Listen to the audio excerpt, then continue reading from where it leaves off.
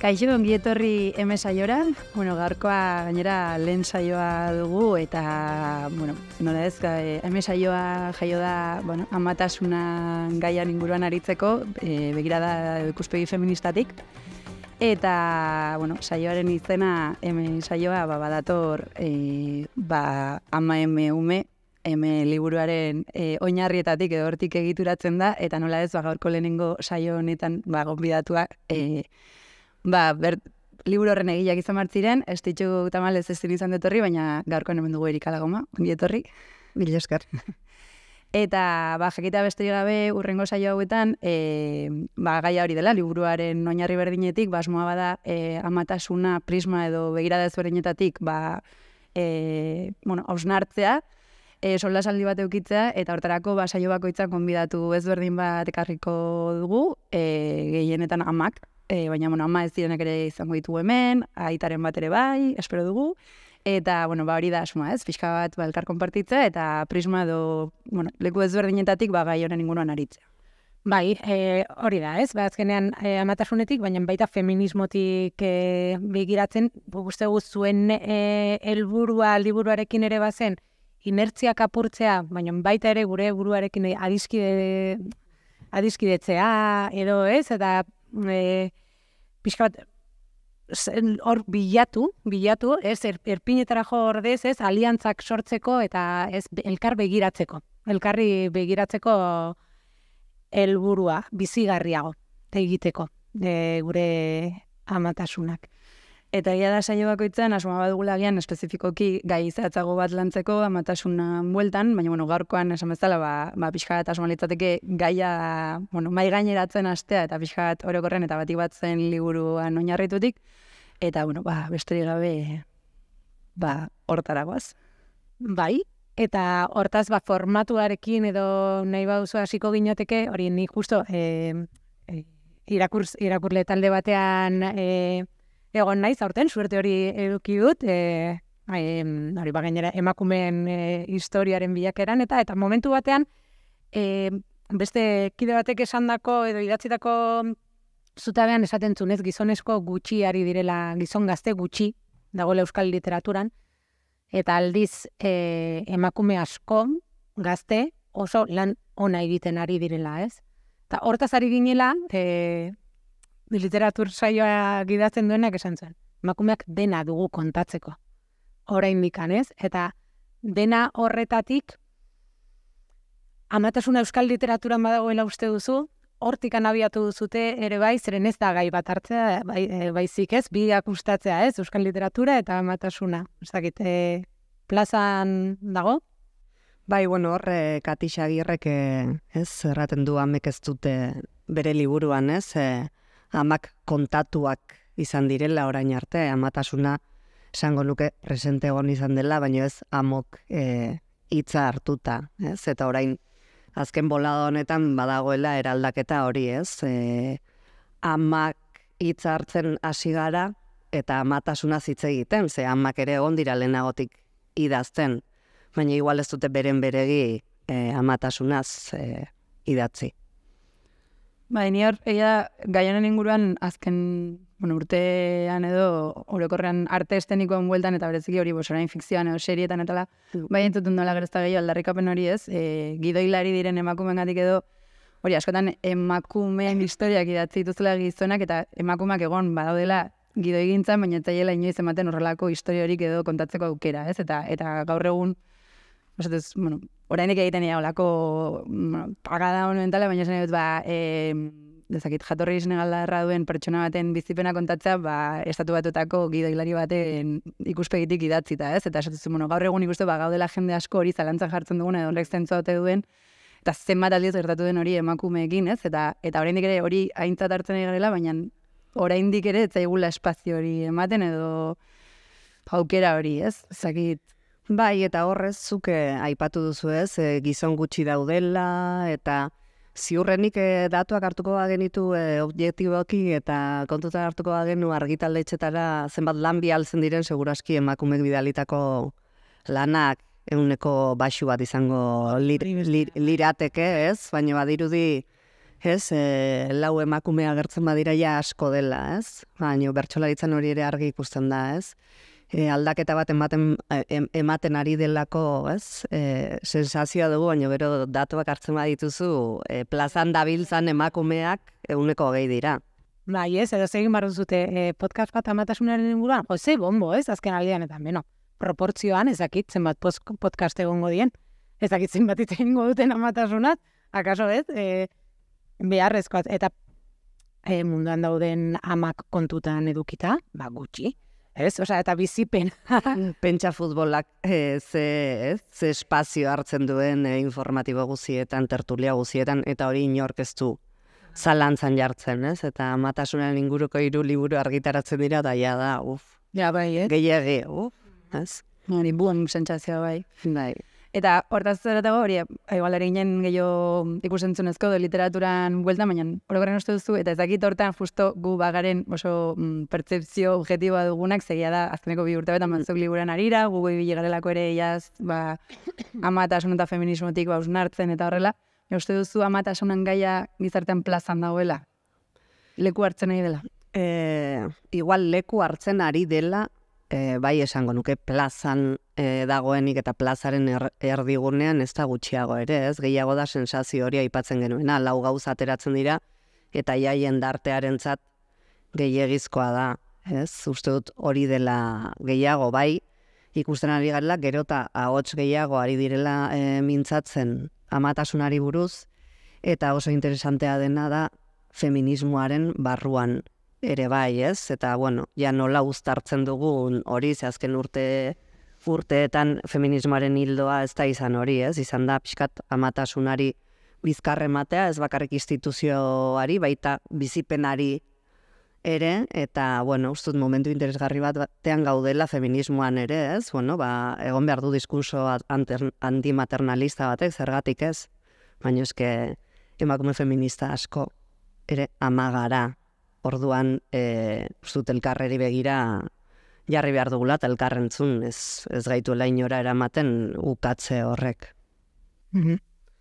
Zuek elkarri gue aldarri hori egin dugu, eta nik uste dut feminismoak ere behar duela, behar duela inposatzen zaigun eredu horrekin apurtzea. Ez pentsatzea, ama garenean batean sistemaren, ez, amatasun eredu ezberdinak daude, bizipen eredu ezberdinak daude, eta horiek hartzen dituzute zuen liburuak.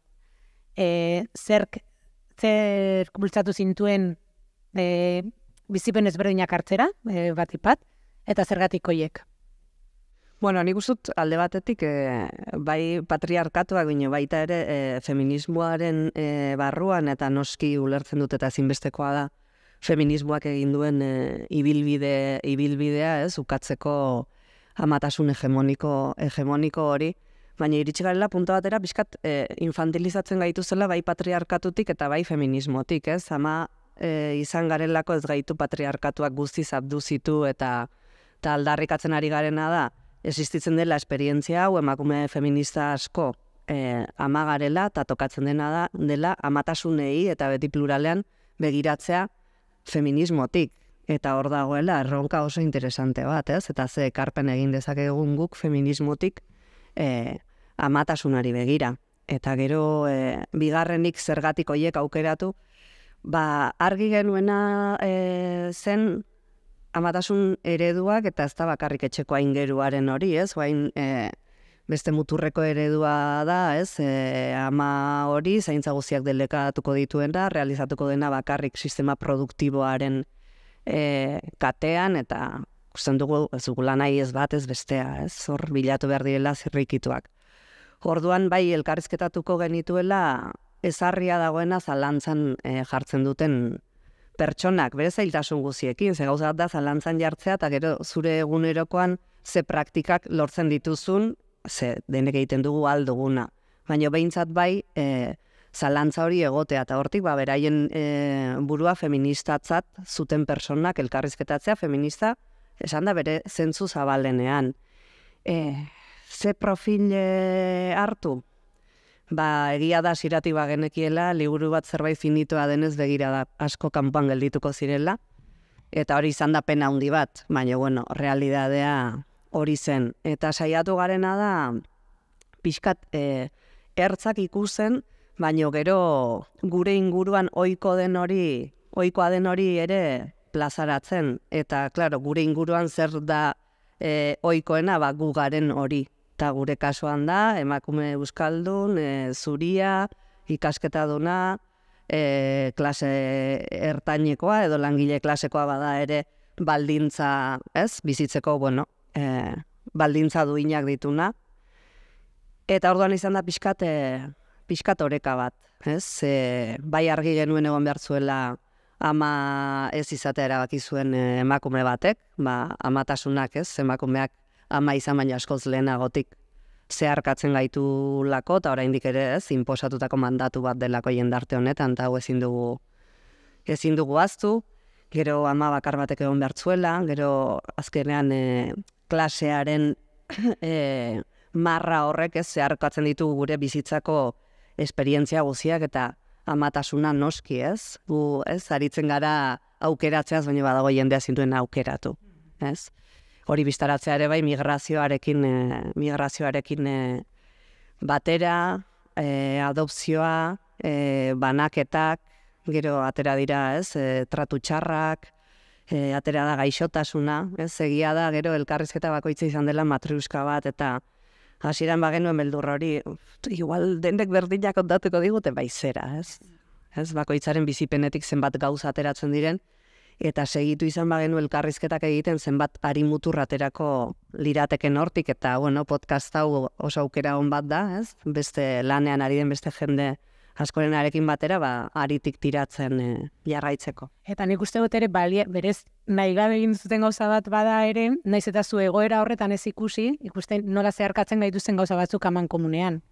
Eta hor, amankomun horretatik tiraka, nik uste dut izan garela gai feministak ulertzeko gure egoera konkretuan ez dauden emakumeak pairatzen dituzten edo zeharkatzen dituzten zapalkuntzak, eta hemen nik uste dut gai izango ginatekela hori ulertzeko, hortaz, ni ez naiz ama bakarra, baina zure liburua irakurtzerakoan, ama bakarrari gertatzen zaizkion gauzak ni zeharkatzen naute, ere bai, hor badago aukera egiteko, eta badago, eta ni askotan ama ez direnen aliantzak eta hausnarketak nola elikatu al nauten ni, soilik, momentu batzutan perspektiba ematen, gai batzuekiko eta horrela, baina baita ere ondorengoei, umeei, bizitzaren parte izan da, edo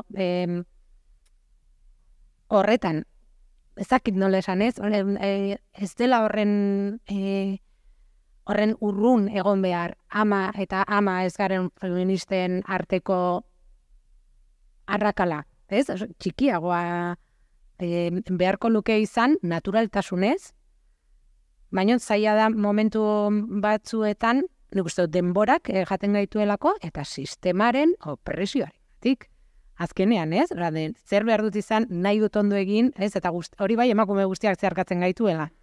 Bai, nik uste dut, aipatu dugu, borroka feministaren ibilbidea luzea da, eta gauzak ere aldatzeko, askotan borroka muturreraino eraman behar dira, eta nik uste dut hor dagoena dela beldur bat, etzazu orain, galbidera eraman orain arte egin dugun borroka, eta uste dut hori dela dagoen beldurra, baina uste dut ama feministak gaur egun ez gaudela hor. Esaten ari garena da, begiratu diezaiegun honi, zentrala dena emakume askorentzat, emakume feminista askorentzat ere bai, gainera uste dut inteligentea dela ere borroka feministaren ikuspegitik. Ze, guk badugu gure eragin esparrua ere ondorengoentzat, eta borrokak ez ditugu bakarrik norberarentzat egiten bezala oso ikuspegi murritza izango litzateke, orduan uste dut kapital hori ere feminismoak aprobetxatu behar dula. Eta garaia dela, beldurrak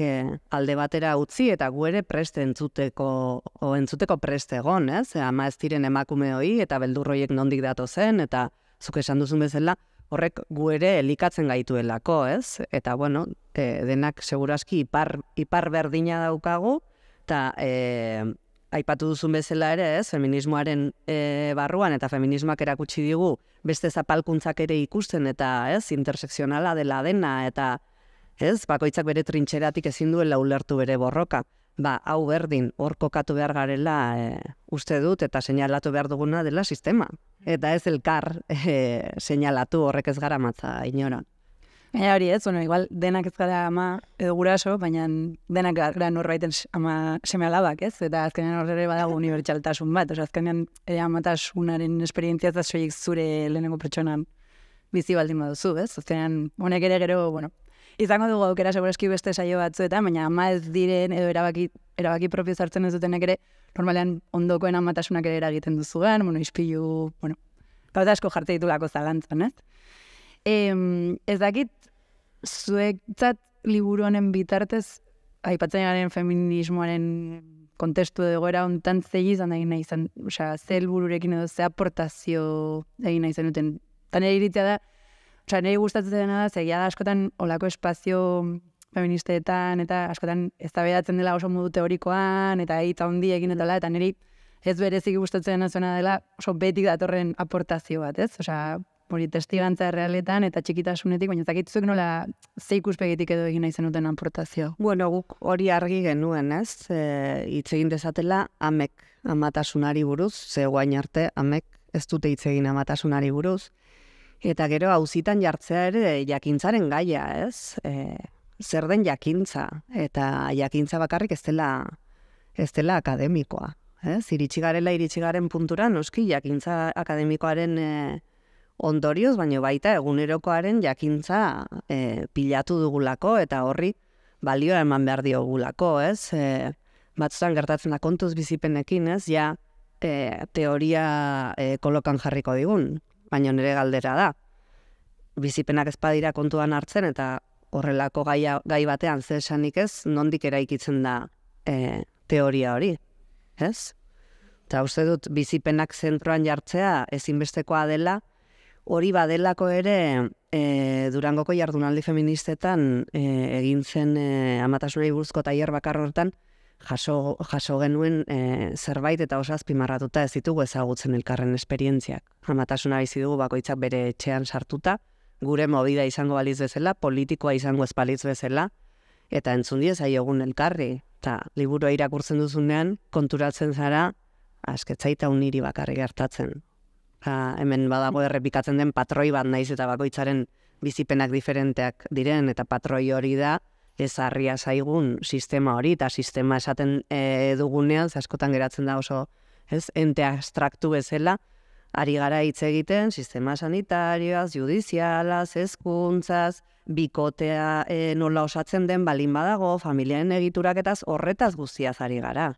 Eta orduan hori, seinalatu dezagun mustrua. Umea seinalatzea oso erresa da, zarata gehien egiten duen eta oso dependientea da. Baina gure lan egiteko modua, lan sistemarekin dugun harremana eta egiteko modua hori ez da mustro bat, adibidez. Eta zinen baliagarria den momentu askotan elkarri entzutea, diot ere, zen zure bizipena momentu horretan iruditzen zaizu larria, oso larria, ez? Eta erasoak gertatu direnean, ere bai, konpartitzea, ez? Egingo ditut oso, zera ezberdinak ez, baina nire kasuan, ni baino helduagoa den ama batekin, ideologikoki oso gertu gaudenak feministak eta horrela hitz egiten, baina hitz aspertu batzuk eta gero ez, eta esatea, lasai, gero pasatzen zaio. Ez, aurraren identitatearen ingurukoa, ezakitzer. Neria ere, ez, nahi zuen, euro bateko Espainiako bandera bat, nahi zuen, ez, baina pasatzen, ostra, da batzutan ez, esatuzu, zuretzat ez, kriston burua uste, txorua izan daitekena, konpartitzea txikitzen du, askotan, eta erasoak pairatzen ditugunean ere bai, konpartitzeak txikitzen du. Eta hori da aliantzak bilakatzea, hori da elkarri entzutea. Eta azkenean, nik uste dut, gai izan garela, feminismoan violentziak identifikatzen, eta hemen falta zaigu. Falta zaigu, eta jaioak gara horretan badakigu guazen elkarri entzutera, eta amatzen zaren prozesu guzti horretan, gurasoaren prozesu guzti horretan ematen diren violentzia strukturalak asko dira. Eta identifikatu ditzazkegu, eta horretan aliatu izan gaitezke, erasotu izan edo ez, zeren nik ulertzen dut emakume izateagatik erasotua izango zarela, medikuan, epaitegian, eta zakit, guazen, zergatik ez mai gaineratu. Claro, noski hori ere badelako... Txapabot. Ez arrazoi osoa duzu, ez? Hori ere badelako violentzia matxista, orduan ezin dugu eremu horretan gertatzen den hori guzi hori alboratu, zinbestekoa da, eta gainera, uzut, guain dela momentua, detektatu ditugu, egin dugu analisi bat, egin dugu sistemaren xehetze hori, sistemaren azpisistema guztietan ematen diren indarkeriak nahiko detektatuta dauzkagu, ustut momentua dela agenda politikora eramateko, eta asmatu behar dugula hortan, ez? Bueno, ari gara hitz egiten, atera dira gauza batzuk, analisi bat ere egin dugu, igual falta zaigu sakonago egite analisi hori, baina eraman dezagun orain agenda politikora, eta saiatu gaitezen eragiten benetan egituretan aldaketak eman daitezen. Ja, maitzen joateko, baitu hiru galdera gonbidatu guzti lagatzen dizkigunak. Bai. Eta, bueno, lehenengo litzateke zure kasu pertsonena, ze gustatu izanen litzaizuke jakitea amatasuna bizitu aurretik. Puf! Ba, ez dakit gustatuko litzaidaken edo ez zerbait jakitea. Ze ustut nik ez dudala jakin izan dimensionatzen, nire bizitzan suposatuko lukeen aldaketa, baina ez dakit norbaitek esplikatuko izan balit ere, gai izango nitzatekeen. Ze, bueno, uste dut oso modu xaloan sinetxian eukalanik, superwomanaren, ez da izango dituzumeak, eta segituko duzu zure horretan, eta nire kasuan, egongo da jende, igual lortzen duena nire kasuan, ez da urrik ere, ez? Eta orduan bizi izan dudan momentuan ikusi dut hartzen zuen dimensioa. Eta gero ez jakiteak ere, zen nire kasuan, nik nire haurdunaldia bizi izan nuen oso gorputzetik, ez nuen ezer irakurri, ez nuen... Eta uzut horrek ere bantzidala aukera lasaitasuna handiarekin bizitzeko haurdunaldia. Egia da gero erditzearen ostean eta nik hau jakin izan badenu, edo bestea, baina, bueno, ez zaitatzera egitea gustatzen. Orduan, hemendik neretik eta aurrera begira ze ikasi dudan, eta liburu honek eman dit sekulako aukera nerea berrikusteko eta bidean ikasteko. Eta naiz eta gu, eta aldarri egingo dugu, Superwoman eredu haren aurka ez dena alduenaren aurkako mezua bidali nahi dugu, zen oso kriston presioa sortzen du, kriston iruditegi potentea da, baina bai boteren kontuarekin hartu nahi izan dugu zu superbotere bat edukiko batzen zein gustatuko litzaizu. Amatasunean eta beste gauza guztietan, geratzearen superboterea, ez? Klik egin, eta zure inguru guztia geratzeko gaitasun hori ukitzea, eta esatea, bueno, desagertuko nahi zazte betez, indarrak hartuko ditut eta jarraituko dut, ze hori da, niretzako amatasunean, zaplasteko handi bat izan zen eskau ez da geratzen. Eta da egun bat, eta hurrengoa, eta ezin dut esan, bueno, noa, deskansatu eta bueltatuko nahi zatope, bai, hori niretzako da, superbotererik onenak gauza guztieterak. Eta maitzeko, gai honekiko, zein izango zen zure ustez orain mainainatu beharko aldarrikapen nagusia? Bueno, aldarrikapena, eta ustut, liburuan lehen maila hartzen duena da, eta denetan ikusten dena, eta da, sistema amatasunari bizkarre manda dago. Eta hori euki behar dugula amatasunari eta zaintzari, ze hau ez da bakarrik amatasunari buruzko liburu bat, azkenean, bai lerroetan eta bai lerro arteetan zaintzari buruzko eta zaintza ereduei buruzko hausnarketa pila bat daude. Eta gure bizitzeko modu hau, naiz eta lelo bezala hartu dezakegun, eta orain gainera erakundek erosi dute lelo hori, baina realitatea da guztiz kontrakoa, eta ustut hori jarri behar dugula mai gainean, eta lehenago esan dudan bezala, agenda politikora eraman behar da, eta hortan inteligenteak izan behar dugu, estrategiak diseinatu behar ditugu, eta egiteko moduak ahalbidetu.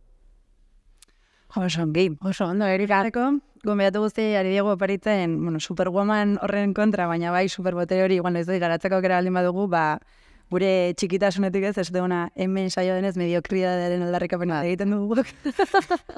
Ta hori oso baliagarria zaigu, guztiarentzako. Superheroi, dena bagarelako heroi txiki batzuk, eta antifaz bat, begiko zuloak bakoitzak bere gusto eta formara egiteko aukera. Edo gelditzeko, gelditzeko, baliagarria da. Eskantzatzeko hori izan. Tapoi batzuk ere beharko dituzke, hola, antifaza eta tapoiak jarri, eta mil esker. Zuri etortagatik, placer bat, Erika, mil esker, gainera badakigu, etorri zarela, zoazela bueltan. Tartea hartzagatik, bai. Bai, nik eskerrak eman nahi dizkizuete zuei, erronka honi baietz errateagatik. Urduri ere, bai. Primera ningo duzu ez, dut inungo zalantzarik, eta saiatuko bidean gozatzen, elkartzaintza hori ere, erdigunean jartzen, ze uste dut, liburu hau ezin zen beste modu batean idatzi, elkartzaintzatik idatzi da, eta uste dut podcast honetan ere erdigunean jarriko duzuela, ez daukat zalantzarik, eta hori izango dela, aberaztuko gaitu. Hori argi da da, ikasi ingo dugula, hori sogu. Beti ikasten da. Eskerrik asko. Bai, zuerik.